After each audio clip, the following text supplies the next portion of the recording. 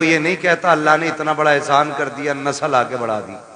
اب تو سیدھی کہہ رہے ہیں نا اللہ نے ایک لٹھ دے دیا. کیوں چیئرمین صاحب اب تو بیٹوں کا شمار لٹھوں میں ہو رہا. بھائی اس کی مت پوچھو، اس کے گھر میں 3 لٹھ ہو گئے. ہاں جھگڑے کا حساب لگا رہے. بھائی اللہ کا شکر ادا کیا کریں، اس نے بیٹا دیا. بیٹا اگر رب دے دے تو اسے ہلکے میں نہ لینا، یہ بھی اس کا بہت بڑا کرم ہے. اس لیے کہ بیٹوں کے لیے بھی نبیوں نے دعائیں کی ہیں. ہاں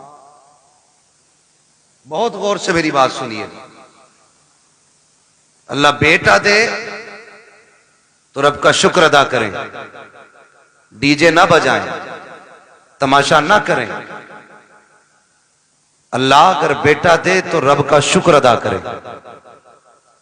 اور ماں باپوں سے بس ایک گزارش ہے میری، اولاد کے بارے میں بہت احتیاط کے ساتھ زبان کا استعمال کریں. کئی بار لاپرواہی میں مائیں کہہ جاتی ہیں تجھے موت نہ آ جاتی. اپنے علاقے کی بولی ہے اسے مری لے جائے، اسے ہیضہ لے جائے، تیرے باٹ کی موت بھی نہیں ہے. یہ عام جملے ہمارے گھروں کے اندر ماؤں کے ہوتے ہیں اولاد کے لیے. باپ بھی کبھی کبھی اس طرح کا جملہ بول دیتا ہے.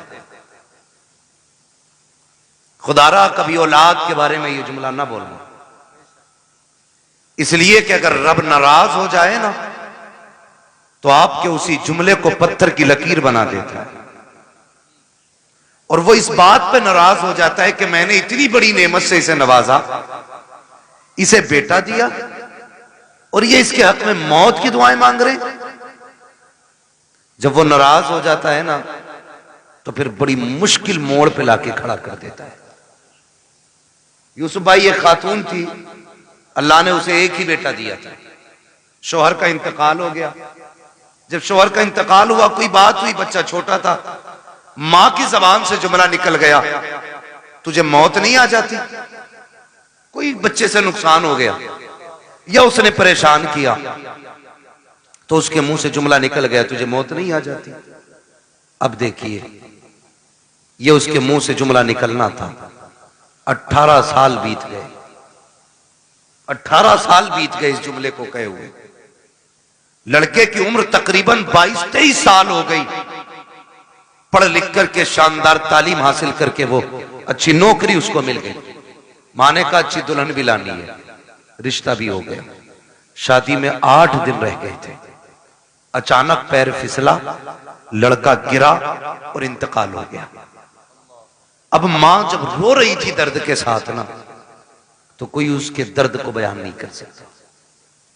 جب رات کو سوئی کسی نے آ کے بتایا اب کیوں رو رہی ہے؟ یہ وہی ہے نا جسے بچپن میں تو نے موت کی بد دعا دی تھی، سمجھ لے تیرا وہ جملہ آج ہم نے پورا کر کے دکھا دیا ہے. اللہ بیٹا دے یا بیٹی دے، زبان سنبھال کے آپ کو جملوں کا استعمال کرنا ہے. کبھی لاپرواہی میں بھی موت کی دعا مت دینا. اس لیے کہ ماں باپ کی زبان سے نکلے ہوئے جملے کبھی کبھی پتھر کی لکیر ہوتے ہیں. اور ہم اس لاپرواہی میں رہتے ہیں. اب تو آئی گئے، اب تو جیے گا نا 18 سال، ابھی تو اس سے ہماری نسلیں چلیں گی آگے. میں نے پہلے ہی کہا تھا اللہ قادر مطلق ہے، وہ دینا بھی جانتا ہے تو لینا بھی جانتا ہے.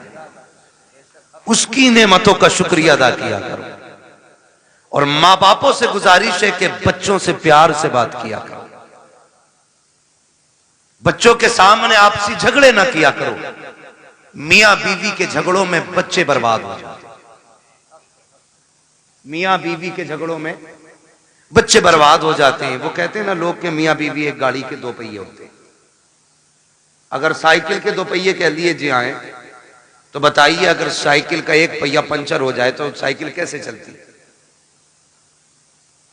دیکھیے نا کبھی چلتی ہوئی. نہ ڈرائیور محفوظ رہتا ہے نہ سائیکل محفوظ رہتی ہے، اور اگر دونوں ہی پنچر ہو جائیں تو گاڑی چلے گی؟ بولیں نہیں چلے گی نا۔ تو آپ اپنی زندگی کو اس طریقے سے گزاریں کہ بچوں پہ آپ کی وجہ سے غلط اثر نہ پڑے، اور بچوں کی پرورش اسکول سے نہیں ہوتی، ان کی پرورش اور تربیت ماں سے شروع ہوتی ہے۔ ماں بچوں کا پہلا اسکول ہوتا ہے۔ اچھا ماں اسکول ہے تو باپ کی بھی تو کوئی ذمہ داری ہوگی نہیں۔ باپ کی ذمہ داری یہ ہے کہ اولاد کو حرام کے لقموں سے بچائے، یہ باپ کی ذمہ داری ہے، اولاد کو حرام کے لقموں سے بچائے۔ اس لیے کہ اگر کھیتی کو غلط دوا لگ جاتی ہے تو فصل خراب ہو جاتی ہے، اولاد کو حرام کے لقمے ملتے ہیں تو نسل خراب ہو جاتی ہے۔ یہ آپ کو پہلا خیال باپ کو کرنا ہے کہ اسے حلال کے لقمے کھلانے، اور پھر تربیت کیسی کرنی ہے یہ ماں کو سوچنا چاہیے۔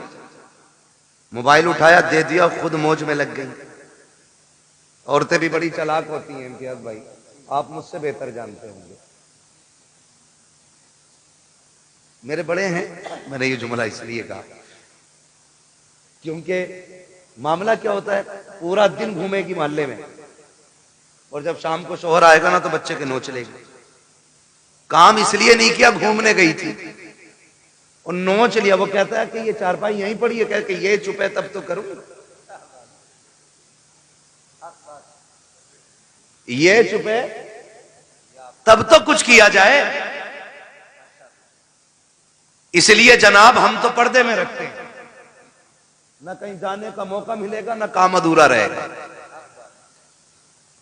میرا کہنے کا مطلب یہ ہے کہ ماں اور باپ دونوں کو پرورش پہ ان کی پورا دھیان رکھنا چاہیے، اس لیے کہ آپ کے ایک لمحے کی لاپرواہی آپ کے بچے کی زندگی برباد کر سکتی ہے۔ پوری بات نہیں بتاؤں گا، ڈاکو سلطانہ کے بارے میں سنا ہوگا۔ آخری فرمائش میں پوچھا تھا کیا چاہتے ہو، میری ماں کو بلایا جائے، زبان کاٹنے کی فرمائش آئی کہ کہا کیوں، کہا پہلے دن انڈا چرایا تھا نا تو اس نے کہا تھا شاباش، اگر اسی دن اس نے تھپڑ مار دیا ہوتا تو میں آج پھانسی کے پھندے تک نہیں آتا۔ آپ خیال کریں، بچوں کی صحیح پرورش کریں، انہیں اچھی تعلیم دیں۔ ہم اپنے بچوں کو کیا کہتے ہیں، اپنے بچوں کو روز کہتے ہیں کہ بیٹے تمہارا جو انگلش میڈیم اسکول میں ایڈمیشن ہوا ہے، اتنے گھنٹے تمہیں نقل کرنی ہے، اتنے گھنٹے میتھ کا کام کرنا، اتنے گھنٹے انگلش کا کام کرنا، اتنے گھنٹے فزکس کا کام، یہ ساری باتیں ہم بانٹ دیتے ہیں۔ اس میں 5 منٹ اور بڑھانے ہیں بچے کے، اور یہ کہنا بیٹے تجھے مدینے والے پہ 5 منٹ درود پاک پڑھنا ہے۔ یہ اس کے روزمرہ کے اصول میں شامل کرنا ہے کہ 5 منٹ تجھے صرف حضور پہ درود پڑھنا ہے۔ کریں گے انشاءاللہ یہ شامل؟ سارے بولیں انشاءاللہ۔ ہم بھی یہ عہد کریں اپنے دن اور رات کے کچھ وقت نکال کے اس میں سے 5-10 منٹ حضور پہ درود پڑھا کر۔ ہم یہ نہیں کہتے، ہمارے اگر اسکول جانے میں بچے کے 10 منٹ باقی ہوتے ہیں نا، بچہ تیار ہو کے آ جاتا ہے تو اماں کہتی ہے بیٹے بیٹھ جا، ٹفن میں 10 منٹ باقی ہیں، اس سے کہہ دیا جاتا بیٹے یہ رہا موبائل، یا سیریل لگا دیا جاتا ہے، بیٹے تب تک تو سیریل دیکھ، تب تک نیوز سن، تب تک موبائل چلا، اس کے بعد تو ہم ناشتہ دیں گے، تم اسکول چلے جانا۔ کیا ہی اچھا ہو اگر 10 منٹ لیٹ ہو ناشتے کی تیاری میں، ٹفن میں 10 منٹ باقی ہو، ماں 100 دانوں کی تسبیح لا کے دے، کہتے بیٹے اس تسبیح کو ایک مرتبہ حضور پہ درود پڑھ کے پوری کر لے، ادھر درود بھی ہو جائے گا، ناشتہ بھی تیار ہو جائے گا۔ اور یار تمہیں لگا ہلکا کام ہوا ہے، نہیں صاحب یہ ہلکا نہیں بڑا کام کر دیا ہے۔ اگر روز تمہارا بیٹا صبح 10 بار حضور پہ درود پڑھے گا، 10 بار شام کو پڑھے گا، جب یہ درودوں کا گلدستہ مدینے والے کی چوکھٹ پہ جائے گا، کبھی تو آقا پوچھیں گے یہ کس کا بیٹا ہے جس نے ہم پہ درود پڑھا ہے، یہ کس کا لال ہے جو روز درود پڑھتا ہے۔ فرشتے کہیں گے یہ امتیاز برکاتی کا بیٹا ہے، یہ مفتی صاحب کا بیٹا ہے، محمد علی فیضی کا بیٹا ہے، یہ فلاں چیئرمین کا بیٹا ہے، یہ وسیم خان کا بیٹا ہے۔ جب ان کی چوکھٹ پہ تیرا نام آ جائے گا، خدا کی قسم یہاں آنا بھی کامیاب ہوگا، یہاں سے جانا بھی کامیاب ہوگا۔ لیکن اتنا ماحول بنا لیں، اتنا ماحول بنا لیں، علماء اہل سنت مفتی حماد رضا صاحب قبلہ نعرے تکبیر، نعرے رسالت. واہ واہ. ابھی موڈ خراب ہوا حضرت، ایک وہ دیکھا میں نے، ایک تصویر دیکھی، مسلم ماں ہے، نقاب پہن کے جا رہی ہے، اور کون سا ڈے تھا، کرسمس ڈے تھا یا کون سا، اپنے بچے کو چوچو کا مربع بنا کے لے جاتا. دیکھا ہوگا آپ نے بھی. لیکن ہم جتنی دیر نیوز دیکھتے ہیں تب تک افسوس ہوتا ہے، اس کے بعد ختم. کیوں؟ وہ کیا بناتے ہیں بھائی؟ لال پیلا جو بنا لیتے ہیں چونچ نکال کے، وہ جو بھی بناتے ہیں، ایک مسلم ماں اپنے بیٹے کو بنا کے لے جا رہی ہے. یہ بتاؤ اس کی زندگی پہ کیا اثر پڑے گا؟ کیا اثر پڑے گا؟ سوچا ہم نے؟ یہ آگے چل کے مسلمان رہے گا؟ خیال کریں ہم لوگ. ہم I S I P S بنانے کے چکر میں کدھر جا رہے ہیں؟ اصل I S I P S نہیں، اصل بنانا ہے غلام مصطفیٰ. ہم جب اپنے بچوں کو کرسمس ڈے پہ ایک اچوبہ بنا کے لے کے جائیں گے، ہماری نسلوں کا کیا بنے گا؟ یہ دیکھا ہوگا آپ نے، حالات دیکھی ہماری قوم کے. وجہ کیا ہے؟ وہ کسی ماں نے، کسی ٹیچر نے اسکول میں اپنے بچوں سے پوچھا تھا، پوچھتے ہی ہیں ٹیچر کیا بننا چاہتے ہو؟ تو ایک نے کہا تھا ڈاکٹر بنوں گا، دوسرے نے کہا انجینئر بنوں گا، تیسرے نے کہا کلیکٹر بنوں گا، کسی نے کہا وکیل بنوں گا. لیکن جانتے ہو ایک بچہ کھڑا ہوا، اس نے کہا مجھے مدینے والے کا صحابی بننا ہے. کیا کہا؟ مدینے والے کا صحابی بننا ہے. ٹیچر نے کہا بیٹے یہ کیسے ہو سکتا ہے، بتا تو سکی. اس نے ڈاکٹر بننے کو کہا کیونکہ اس نے ڈاکٹروں کو جانا ہے. اس نے ماسٹر کی بات کی کیونکہ یہ ماسٹر کو جانتا ہے. I S I P S کو اس دور میں ہم لوگ پاتے ہیں، اس لیے یہ آئی پی ایس بننا چاہتے ہیں. لیکن تو بتا تو صحابی رسول بننا کیوں چاہتا ہے؟ تجھے کس نے بتایا صحابی رسول کون اور کیا ہوتا ہے؟ بچے نے بڑی پیاری بات کہی تھی. اس نے کہا سنیے ٹیچر، میری ماں مجھے اس وقت تک سونے نہیں دیتی ہے جب تک حضور کے ایک صحابی کی کہانی نہیں سنا دیتی ہے، جب تک ایک صحابی کا قصہ نہیں سناتی ہے.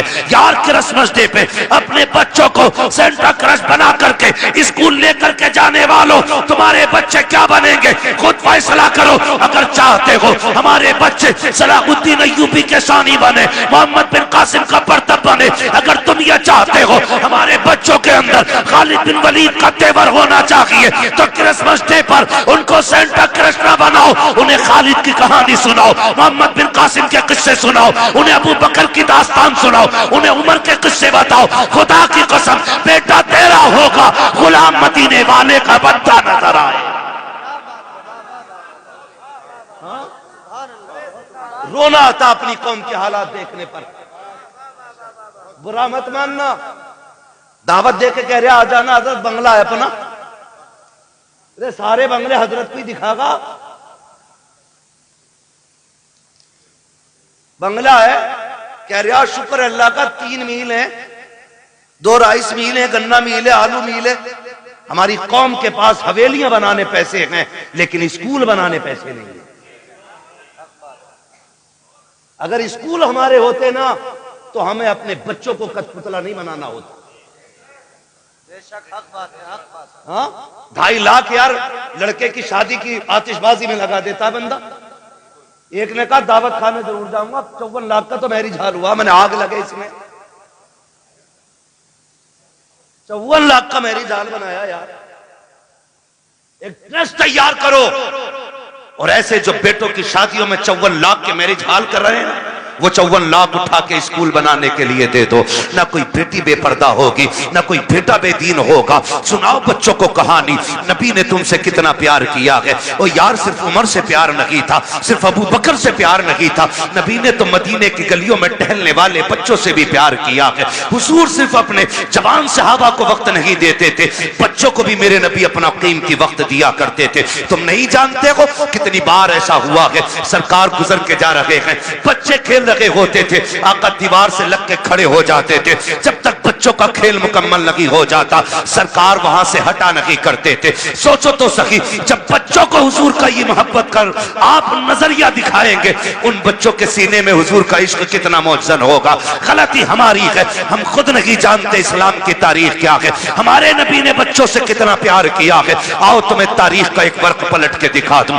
میرے نبی جب مسجد میں جایا کرتے تھے بچے لائن سے کھڑے ہو جاتے تھے، عصر کا وقت ہو گیا ہے حضور آتے ہوں گے، ظہر کا وقت ہو گیا ہے حضور آتے ہوں گے، جب آقا آیا کرتے تھے تو دوڑ کے آقا کریم کی طرف بھاگتے تھے، آواز دے کے کہتے تھے وہ دیکھو ہمارا مدینے والا آ گیا ہے، مدینے والا آ گیا ہے۔ اور آقا کا پیار دیکھیے، آج کا پیر تو امیروں سے پیار کرتا ہے، مدینے والے کا پیار دیکھیں، کتنا بھی بچہ کیسا بھی آتا سرکار اس کو باہوں میں لیتے، سینے سے لگاتے، کسی کے سر پہ ہاتھ رکھ کے دعائیں دیتے۔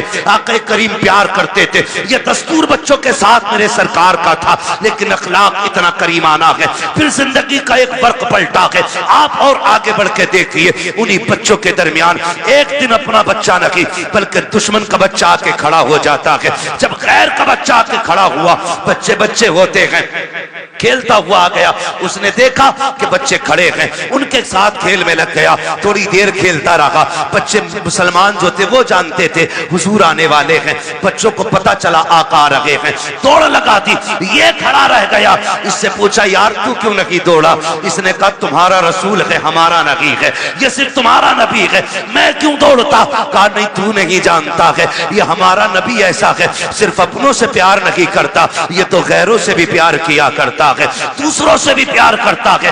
یہ بات بچے نے سنی، اچھا عصر میں آئیں گے پھر دیکھا جائے گا۔ عصر کا وقت آیا، میرے نبی آئے ہیں، جیسے ہی مسلم بچوں نے دوڑ لگائی، میرا مدینے والا آ گیا ہے، یہ کھڑا رہ گیا۔ ایک نے کہا یار دوڑتا کیوں نہیں ہے، تو بھی آ جا۔ دشمن کا بچہ دوڑا، اس نے بھی کہا میرا مدینے والا آ گیا ہے، مدینے والا آ گیا ہے۔ سنیے، سب کو آقا کھڑے ہو کے استقبال کرتے تھے، لیکن جب یہ آیا ہے میرے نبی نے گھٹنے زمین پہ رکھے اور یوں بازو پھیلائے ہیں، یہ دوڑ کر کے حضور کے سینے سے لگا، بس سینے سے لگنا تھا، عشق سرکار دل میں اترنے لگ جاتا ہے، اور کیوں نہ اترتا؟ ظلم دیکھی ہے کہ نظروں نے گھٹا دیکھی ہے، لٹ گیا جس نے محمد کی ادا دیکھی۔